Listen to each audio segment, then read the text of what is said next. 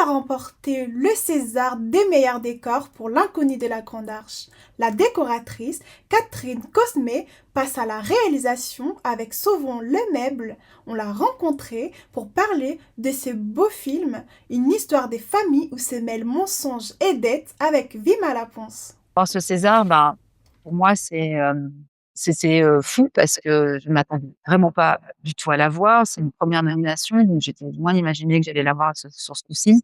Mais après, à un moment donné, voilà, je regarde ma carrière et j'ai commencé ce métier à l'âge de 27 ans. Je viens d'en avoir 49.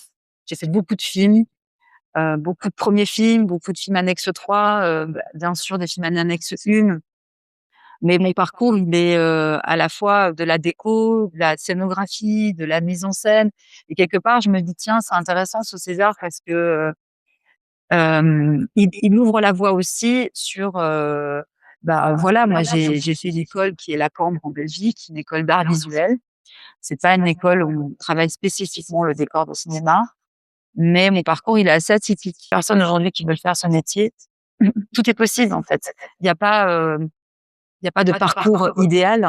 Ce qui compte, c'est les rencontres, les expériences, la chance aussi.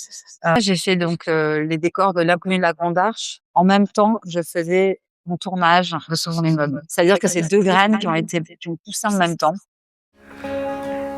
Il se trouve que votre mère m'avait emprunté 150 €. Si vous pouviez me les rembourser. Mais pourquoi je reçois du courrier ici? Je comprends pas. Oh putain. Il faut régulariser la situation parce que moi je n'ai jamais contracté de crédit chez vous. Maître Lambert, huissier de justice. Je viens dans le cadre de la liquidation judiciaire du commerce de Madame Langlois. Est-ce que vous pouvez revenir à un autre moment parce que là ma mère elle est en train de mourir. Là, elle a cette énergie de maîtriser hyper bien la comédie. Et moi, j'avais besoin de l'emmener dans le drame. Un chemin qui était, moins attendu chez elle. Et donc la mettre en scène et l'accompagner, la diriger dans tout le parcours de Lucille, ça a été magique avec elle parce que déjà c'est une très très bonne actrice. C'est aussi comme elle vient de la scène, elle a une magnifique manière de comment dire, de prendre possession dans l'espace, de trouver sa place, trouver ses appuis. Guylaine Monbez, ça a été une rencontre où c'est une actrice qui avait pas peur de mourir à l'image, pas peur de montrer le cancer, pas peur d'aller vers un endroit hyper dur du jeu, parce qu'elle était principalement dans un lit. Crédit XM, l'année de mes études. Ça c'est l'année de ton divorce. Et le fait qu'elle ait utilisé mon nom là pour faire ça, ça aussi tu le savais. Pourquoi t'as fait ça? On va trouver un papier qui prouve que c'est pas toi. On peut pas en vouloir aux gens de chercher des solutions. Votre mère, c'était ça, sa solution. Vivre à crédit. Si là on porte pas plainte, c'est à moi de payer les 40 000 €. Ah, quand même, ouais. Ce film, je crois que je le fais aussi, pour donner aussi la possibilité à ces personnes qui vivent dans le mensonge comme elle l'a fait, de pouvoir parler plus, en fait, et oser se confier. Des recherches pour comprendre à quoi ces banques étaient associées. Et c'est là que j'ai vu qu'en fait, les groupes de crédit à la consommation, et eux, je les cite pour le coup, qui sont les Cofidis, Finareff, etc., tous ces groupes-là, ils sont en fait reliés. La banque, quand il y a des personnes qui sont régulièrement dans le rouge, qui était le cas de ma mère, vont recevoir de publicité pour des crédits à la consommation. Et en fait, c'est des antennes, en fait, les crédits à la consommation avec les banques. Ils travaillent ensemble quelque part.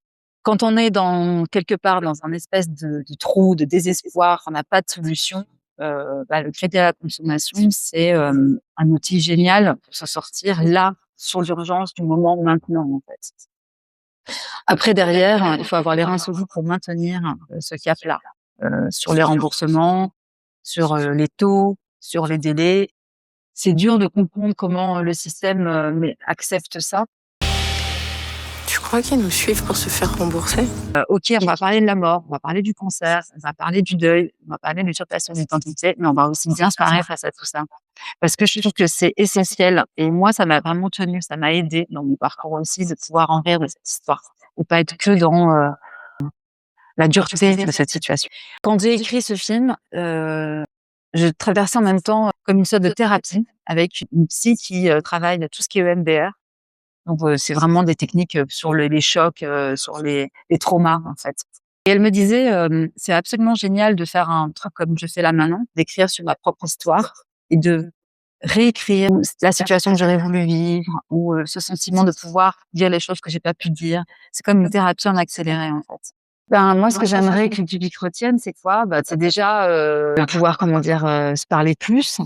La famille, c'est des tribus, donc on s'aime, on se déteste, c'est amour-haine. Dès qu'on se parle, on se parle plus, il y a des incompréhensions, c'est toujours un peu compliqué.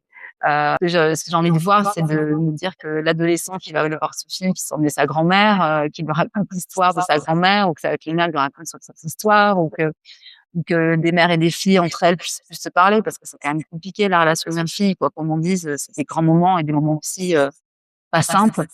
J'ai envie de voir des frères et sœurs ou qui puissent s'appeler et se dire bon ben comment tu vas. Déjà cette question elle est simple, mais en fait on n'y répond pas toujours de manière très honnête.